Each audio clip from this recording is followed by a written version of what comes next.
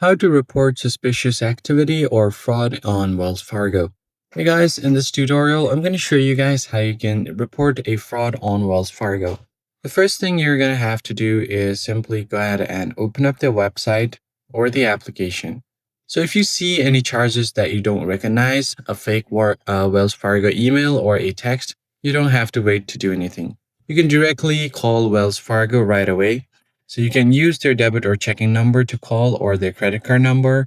Then you can also find the Zelle or online scam number to contact them. So in order to find the contact numbers, you can tap on their website and then scroll down until you find the help section or customer service. Just tap on this. And if you want to help with something, you can just scroll down.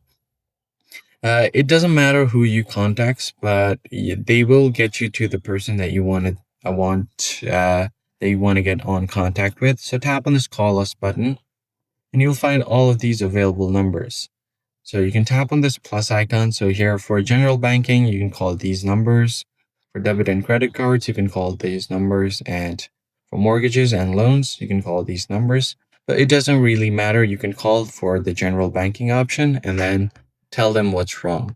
You could also lock down your cards. So in the app, you can go to the card controls and turn off your cards.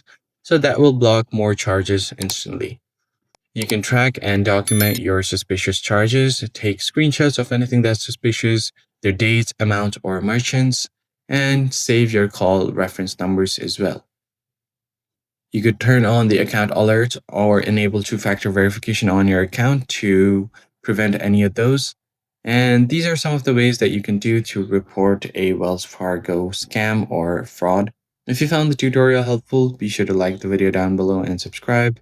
I'll catch you guys on the next one.